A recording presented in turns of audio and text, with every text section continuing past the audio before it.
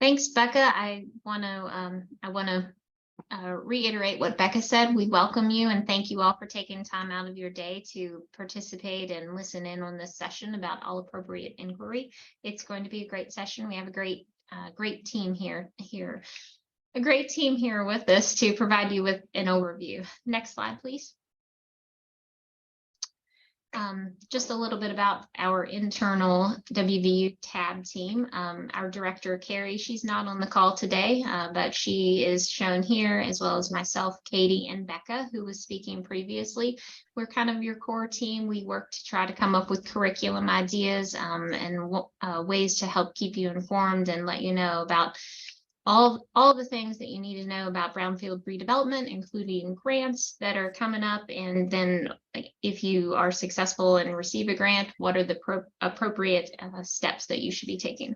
Next slide. So again, part of why we are here today is this falls under brownfield education. We want to make sure that you all that you are aware of the proper steps to take if you are looking to apply for an EPA cleanup grant. And so you're going to learn a lot today. But one of the main things we like to say here at TAB and in our internal office is that not to purchase a property before conducting an all appropriate inquiry process. And the purpose behind that is to hopefully help prevent you from being held liable for anything, and then also to make sure you could be eligible in the future for an EPA cleanup grant if that is something that you are looking to pursue. So it's a process that Kendra and Mark are going to tell you about. It's if you have good people on your team, such as Kendra and Mark, they can help guide you through that, and it doesn't have to be an overwhelming process. And we hope that this sheds a little bit of light on that. So we encourage you to listen to this. The PowerPoint presentation and recording will be made available after today. So listen along and feel free to take some notes, and just know that both Becca and I are available to answer any questions you may have following the webinar, and certainly I know Kendra and Mark would be also. Next slide. All right, thank you. Again, thank you so much for joining us. I'm going to hand it over to Mark. So Mark, take it away. My name is on slide there. We are the technical service providers providing support to the West Virginia University TAB program. Kendra and myself are both principals here at Downstream Strategies. I'm a licensed remediation specialist for the state of West Virginia. I have somewhere north of 20 years of experience working in brownfields and all appropriate inquiries. And Kendra has somewhere close to that as well. Next slide, please. Just a quick thing about Downstream Strategies, some facts and tidbits about our environmental consulting firm and the services that we provide. We generally group them into field services, science, research, and community engagement and interactions. If you look through the list of the services that we list below there, I think the takeaway from that is that while we have a lot of individuals with specialties, we bring those together often, and they work really well in a brownfields environment. So, next slide, please. Just to go over what we're going to talk about today regarding all appropriate inquiries is the who, what, when, where, not the where, but the why and the how. And we'll go through those each in turn in following slides. So, who needs to worry about all appropriate inquiries? Well, if you're turned into this webinar, you're interested in brownfields or potentially or likely a potential or current EPA brownfield applicant, and AAI is the backbone of the brownfields process. Okay, so what is AAI, or all appropriate inquiries? It's the process defined under CERCLA, or the 40 CFR federal regulations, that describes the process for assessing a property's environmental conditions and the potential liability associated with those. It's also more specifically the process by which you can become eligible or make yourself eligible for several different types of liability protections, which is what makes it so important. Next slide, please. There we go. Talking ahead a little bit about the types of liability protections that can be achieved by performing all appropriate inquiries process. There are liability protections. You can see there's 5 bullets here that include innocent landowners, contiguous property owners, and each of these, I guess, we'll talk about in the following slides. So I'll just save listing them if we can just go through the slides. So the innocent landowners, what is an innocent landowner? It's just someone who's purchases a property that had no reasonable way to know that anything on the property was hazardous. And that reasonable way of determining that is defined by the AAI process.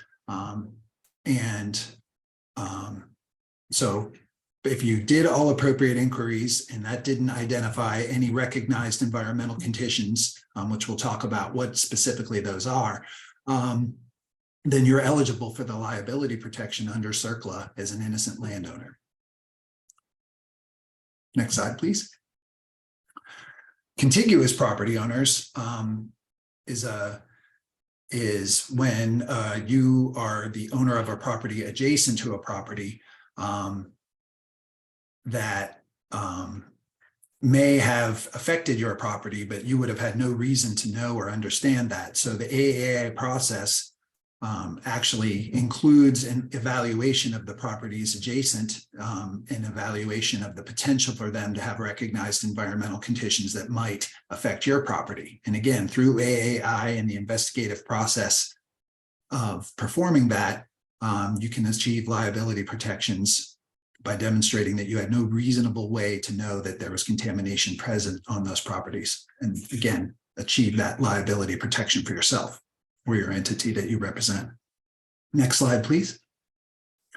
Bona fide protective purchasers is interesting to me, especially because this involves instances where someone is knowingly buying property that has contamination on it, and it's just documenting that they understand what those conditions are and have a reasonable definition of what the liabilities that would be incurred with buying those properties incurs. So you still have liability protection, even though you're buying a property with contamination, because you've defined what that contamination is and therefore defined and limited your liability. Then, of course, there's the specific liability protections for government entities. There are a lot of governmental organizations, whether they be municipalities, county governments, other types of local governments that acquire properties. Often they do this through various processes, including bankruptcy, abandonment, or delinquency, where they didn't do it in a fee simple transaction process like a lot of real estate transactions, but it still is important when those transactions take place, when they're sort of unconventional like this, that these government entities do perform all appropriate inquiries, again, to achieve the liability protections afforded by CERCLA. Okay, the big question, when do you need to have this done? The simple answer to that is prior to taking ownership of the property. Usually that's during the property acquisition process, but it is intended to be prior to closing. That's the time frame that makes sure that you achieve the liability protections. As it shows on this slide, it has to be within 1 year of purchase. In other words, it couldn't be 5 years because conditions could have changed during that time. But to be reasonable about that, 1 year prior to acquisition is allowed, although due to the potential for changing conditions on a property, somebody could spill some waste on that property, for example, or there could be something happening on an adjacent property that could change. So because of that, a 6-month time frame or 180 days is required for updates of interviews, government record searches, an on-site inspection, which is often called the site reconnaissance, and a search of environmental liens that might have been placed on your or adjacent properties. Next slide, please. Okay, so the bottom line here is we do have the 1-year timeline, but the big thing is to conduct AAI before you become the title holder of the property. So I'm happy to answer more questions or specific things about that when we get into the discussion section at the end, but now I'll turn it over to Kendra to carry on with the rest of the slides. Hey, great, thanks. And I get to start on the stop sign. You know, we all want to reiterate, we really want to make sure that AAI is performed prior to acquiring the property. So we talked about AAI, all the appropriate inquiries, and I'm going to go through the actual steps of how that's done. Next slide, please. So all appropriate inquiries is the overall process for assessing the property for liability protections, but there's a standard way that this is performed, and that's with a phase 1 environmental site assessment, or ESA. There is a standard for what needs to be required and is part of a phase 1. This is determined by ASTM. 152721 is the number for phase 1 ESAs. The current date is 2021 on this, although it wasn't effective until February of this year. I'm just pointing out the date of 21. If anybody has been in this process before, the last date was 2013.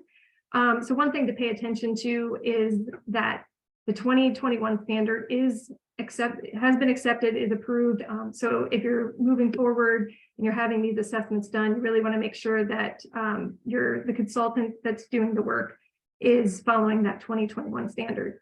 I'm not going to go through every single change that has occurred from 2013 to 2021, but a couple of highlights to pay attention to. There was a lot of clarification and further definition of certain terms, such as review of land title records, property use limitations. Some of those were just defined a little bit better. Another thing that was highlighted in the 2021 standard is to make sure, even though you can use a prior phase 1 ESA as a reference, you really don't want to hang your hat on that too much, you know, just sort of that's a historic reference, but you really want to make sure that you're doing everything current and reviewing all the current materials. The other thing that's a big change that's coming out is related to emerging contaminants, and particularly PFAS and PFOA. I'm sure a lot of people are hearing about that in the news right now. These are still considered a non-scope consideration, when we'll define that a little bit later. But it is important when you're doing these assessments that you take that into consideration, especially as the potential for those type of chemicals to be considered as if it becomes a CERCLA regulated hazardous material. So I think someone made a comment is that the environmental professional will be on site, not just an intern. A lot of times we'll go through what an environmental professional is, but that sort of the person in charge is doing the site recon. So there's a lot of resources out there for folks if you're, for Googling the 2021 or changes between 2013 and 2021, and see what's changed as well. Okay, next slide. So as I just mentioned, the environmental professional. So one of the requirements of the ASTM standard is that the work must be overseen and signed off on by an environmental professional. And there's a definition in the standard that the person must have, I sort of list all these, but basically you want someone who has experience and has done these for some time, and that they're able to sign off on these reports. Next slide. Okay, so what exactly is the environmental site assessment process? So go ahead and next slide, please. And what exactly are we looking for in a phase 1 ESA? So the purpose of the phase 1 ESA is to look for recognized environmental conditions, or RECs. And this is sort of the key word when we're talking about a phase 1 environmental site assessment. And a REC is, again, in the standard, is very clearly defined as either is the presence of hazardous CERCLA regulated hazardous substances or petroleum products on the property. So there is a AST of petroleum products that has spilled, it's all over the ground. That material is there, you can see it. The likely presence of hazardous substances or petroleum products or due to a release to the environment. So all your other research that you're going to do indicates that there was some sort of event, there was some sort of release to the site at some point in history of this property. And the last is the presence of hazardous substances or petroleum that pose a material threat of future release to the environment. This property is completely abandoned. No one's been there in years. There's a giant AST. That's falling apart. It's rusting out. One gust of wind and it's falling over and falling out, and this stuff's going to fall out. So the material threat that something is going to leak in the near future. Yeah. Kendra, if I could just add a little extra definition to this definition, is just drilling down a little bit on the definition of what hazardous substances are. And as you said, they're CERCLA regulated hazardous substance, which means they're products that are specifically listed in the CERCLA regulation. And you'll notice, or petroleum products, because petroleum products are specifically, I don't know if exempt is the right word, but yes, it is. They're not listed under CERCLA and specifically managed under different regulations. That's why they're addressed separately here. But the phase 1 environmental site assessment process requires assessment of the presence or likely presence of all those substances that are listed under CERCLA, as well as petroleum products. And that can include vapors as well. So in the end, for example, PCE, which would be used in historic dry cleaning operations that leaked, became underground, that can cause vapors to the surface, that could be considered a REC as well. So it's not just something that's sitting right on the surface. Next slide, please. So what a REC is not is a de minimis condition, which the short answer is, if you saw, we're talking about hazardous substances, petroleum, but sort of in a quantity that would require some sort of, or would cause an enforcement action. So a big, 1,000-gallon AST of petroleum products that's spilled all over the place. Now that would be a REC. A 1-gallon bottle of motor oil for your car that had spilled would not be considered a REC. It would be considered a de minimis condition. So the key part there is whether there would be a requirement for enforcement action if regulatory agencies were aware of it. Next slide, please. Now, I'm sort of talking about this from the standpoint of, applicant or soon to be applicant.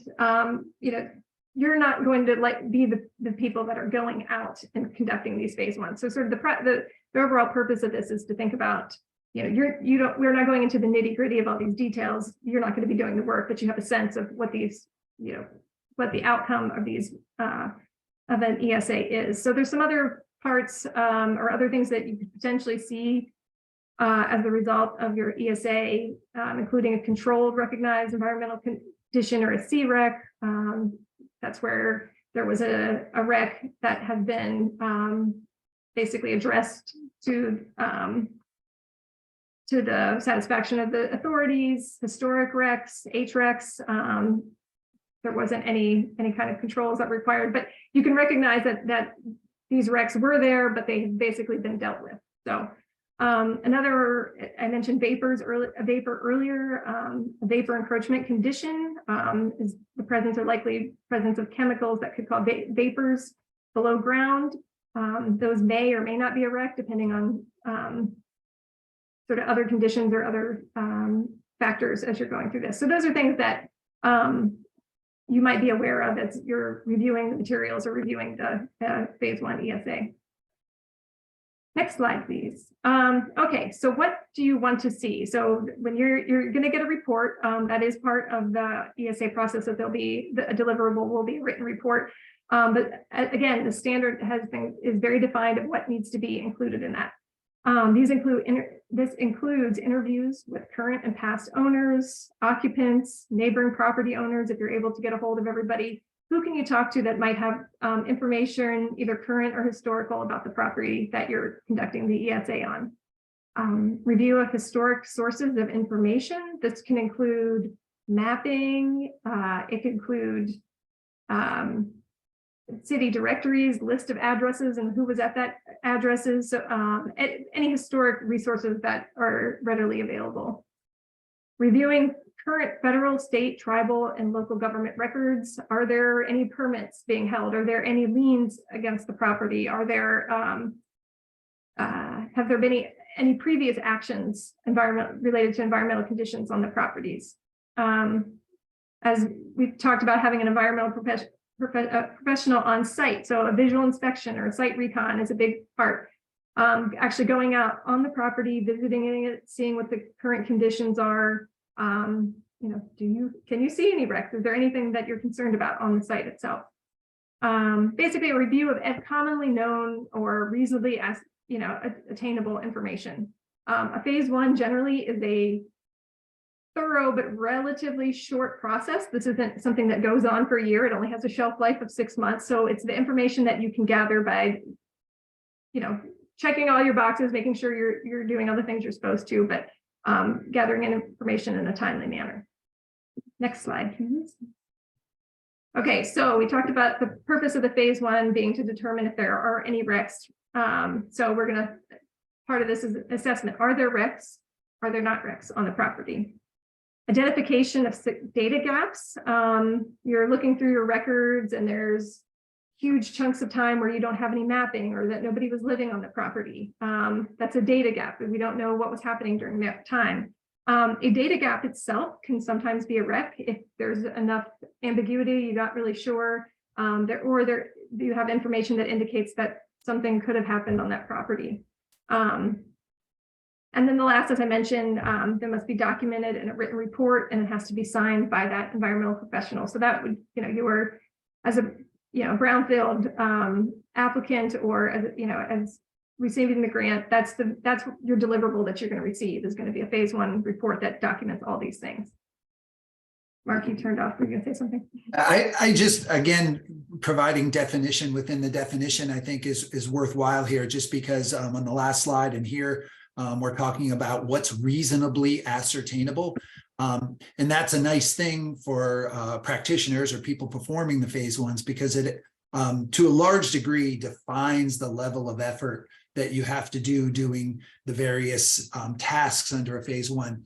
How far do you have to go with your interviews? How long do you have to look back? What types of records should be searched?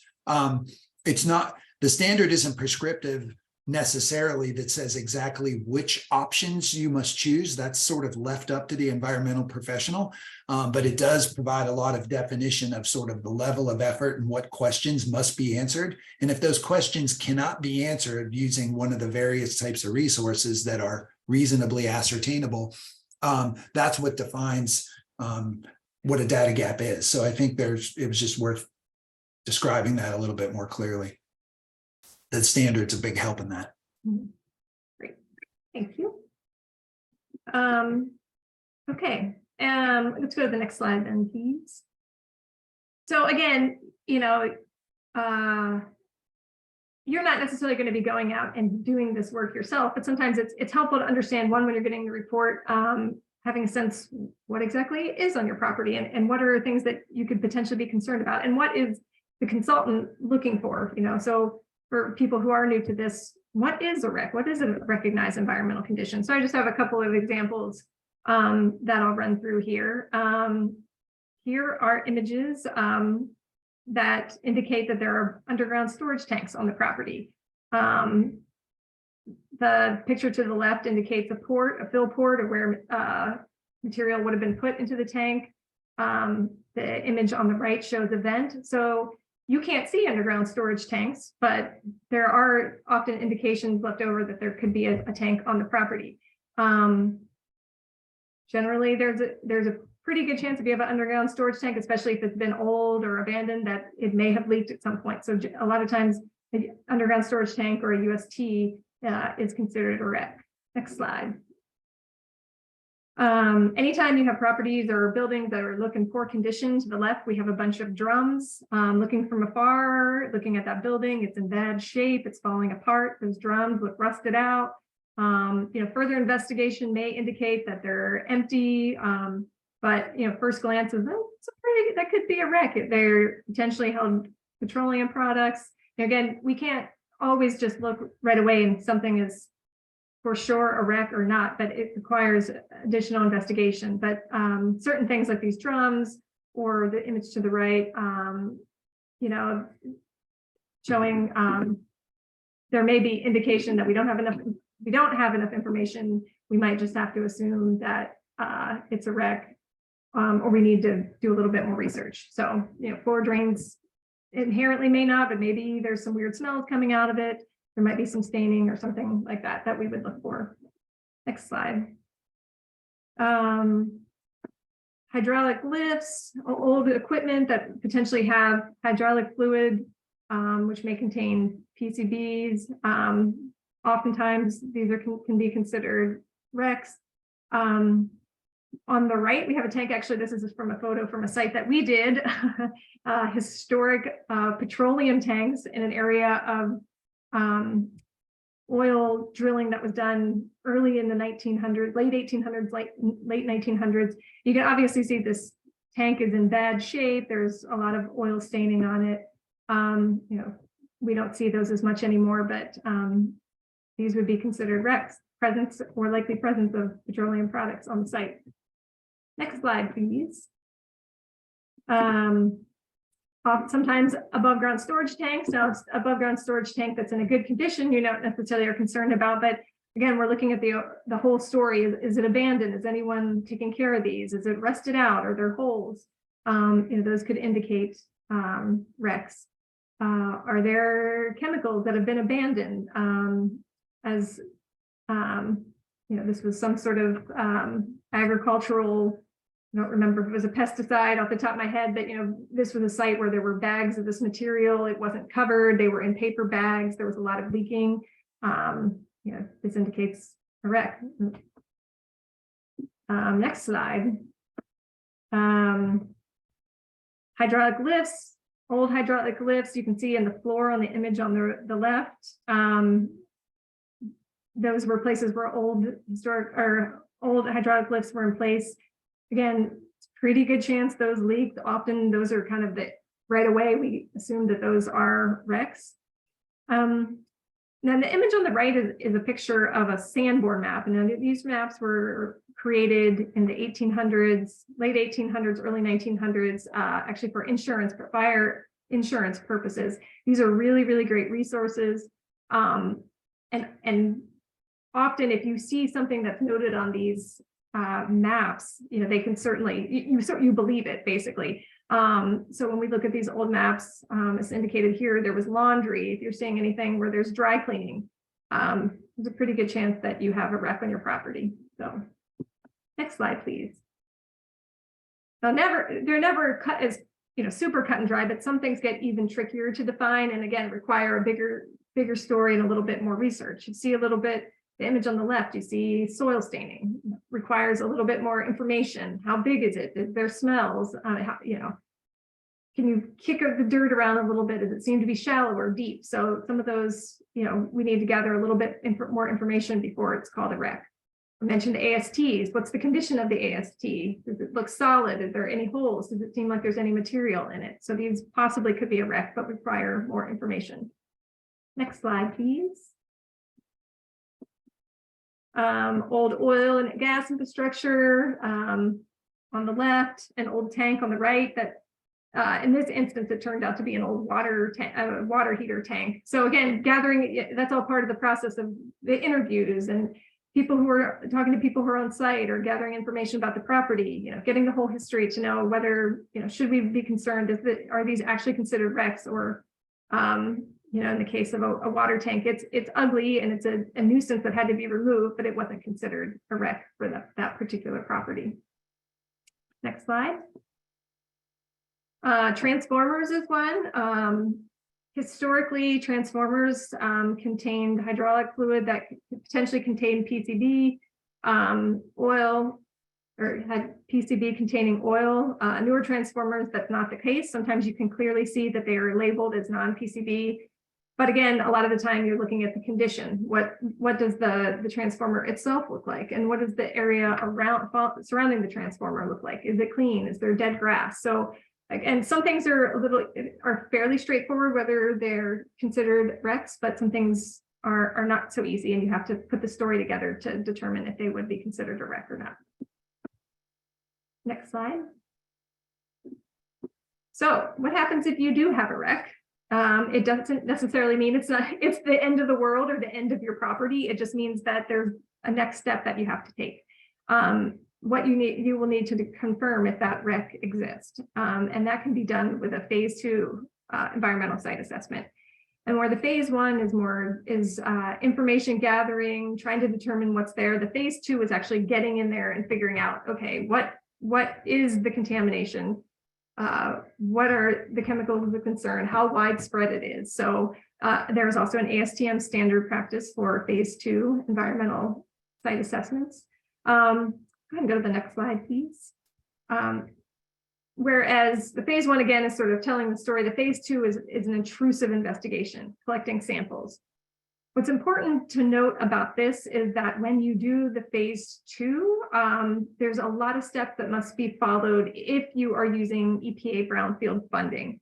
And I want to bring this up because these requirements will extend the time frame required for your project, but they can also extend the amount of money that has to be invested in a particular project because of all these steps that you have to take. If samples are collected, as overall for your brownfields grant, you should have a quality assurance program plan. These should be, ideally they would be done early in the process. Once you hire your consultant, this is something that they could get moving on right away.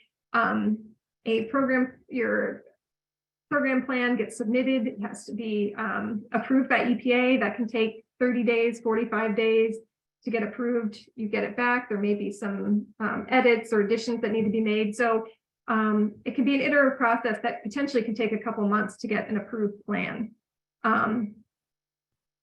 And the next part for your particular site, you also are required to have a site-specific sampling plan. And the same thing is required for that you have to have EPA approval. So again, there can be some back and forth. You're looking at, once you submit that plan, there could be 30 days, 45 days before you get that back. So before you can even get moving, before you can collect any sample, you have to have an approved plan. So again, whereas the phase 1, if you're on it, all your materials are ready, you can turn that around in a month, 45 days, and you're done. Phase 2, you might be waiting a month, 45 days before you can even get started on sample collection.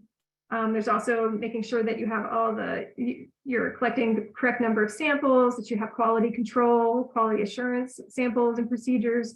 There are also requirements for data validation to ensure that your data is quality to be used and for assessing the information that you're trying to gather. So, these programs, again, there's a lot of pieces that can, obviously all that costs money, but it also can really take up some calendars. So if you're trying to move a project along, you just want to kind of keep that in mind when you're starting that phase 2 process.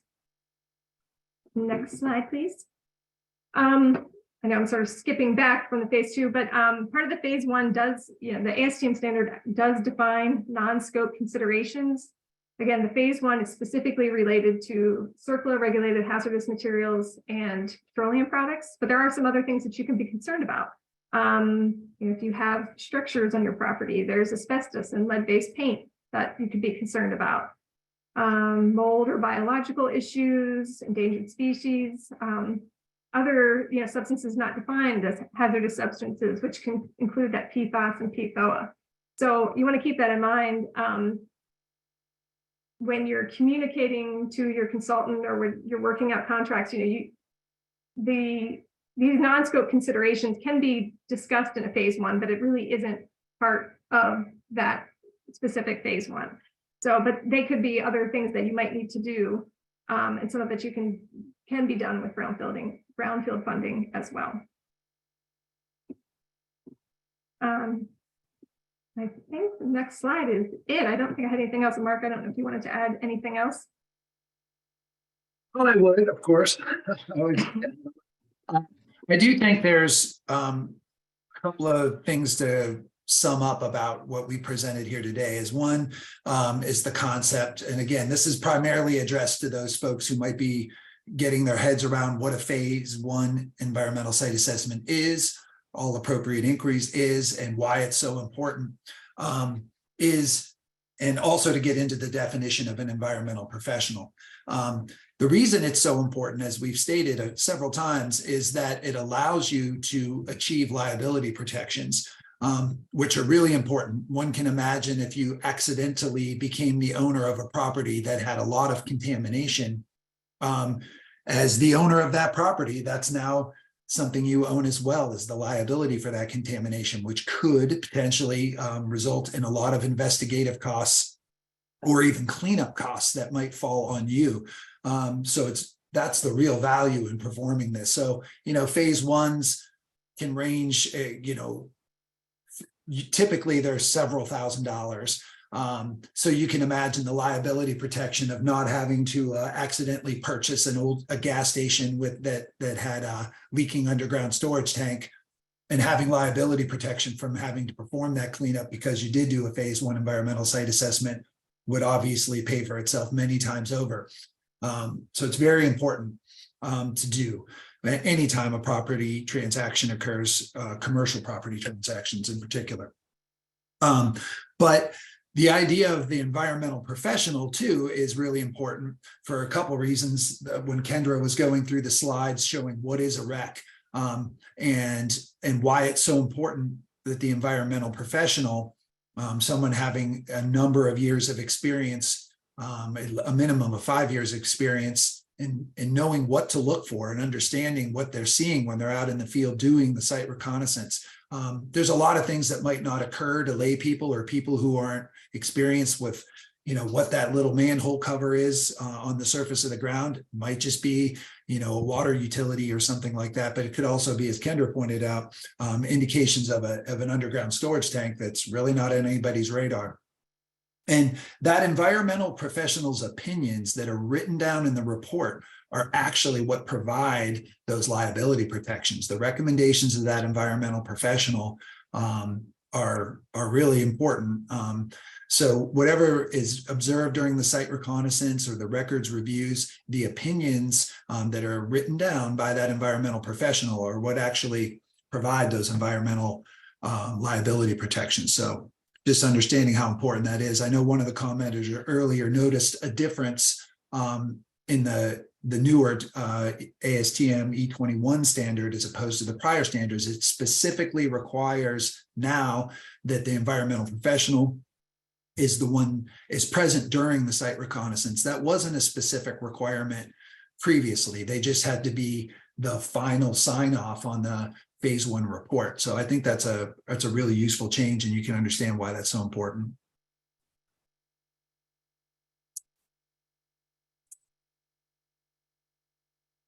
Thanks, Kendra and Mark. That was a lot of information. It was great information. I hope it was beneficial to those of you who participated today. Next slide, please.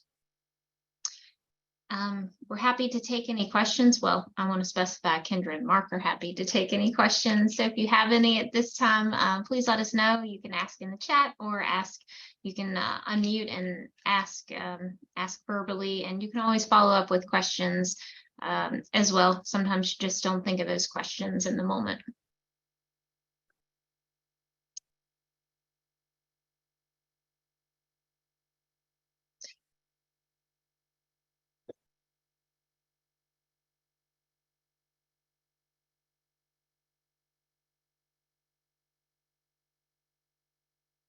And while we're waiting to see if there are any questions, I'm going to go ahead and launch our post-webinar poll.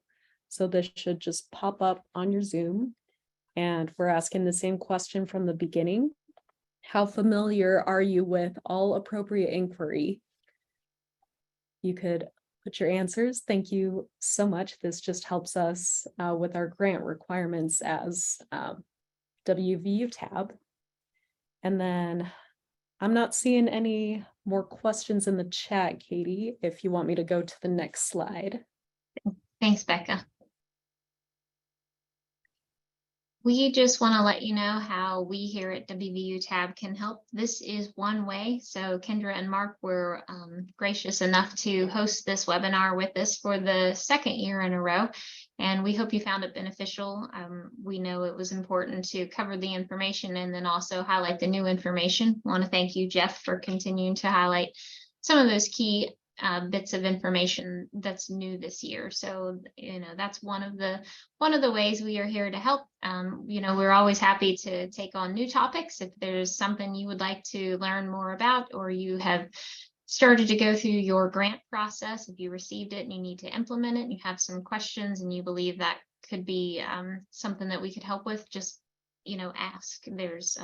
We're always happy to field those questions, and there's never any cost to reach out to us at any time. So please let us know.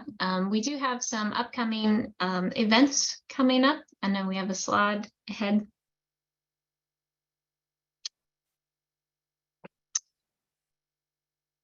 I'm getting ahead of myself. Yeah, there. Thanks, Becca. So we want to let you know about the great conferences that we have coming up in June in Danville, Virginia. We have the Virginia State Brownfield Conference. It's going to be a great event. The planning committee has certainly worked on a wonderful curriculum and mobile tours there. So we would encourage you to attend if you are able to.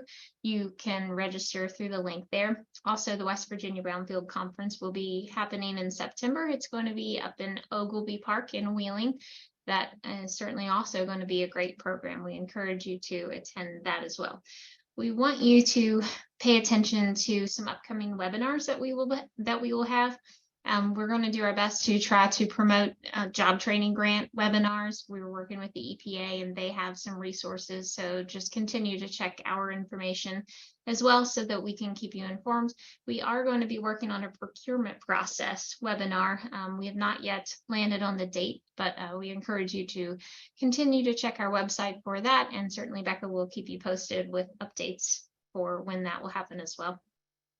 And then last but not least is the National Brownfield Conference. It is in Detroit this year. It's not quite as far of a haul for those of us in EPA Region 3. So if you can participate and attend that, that would certainly be a useful event as well. So our contact information has been provided in the slide. You've got our WVU Tab email. You have Mark and Kendra's email address. You've got all the creative social ways you can follow us as well.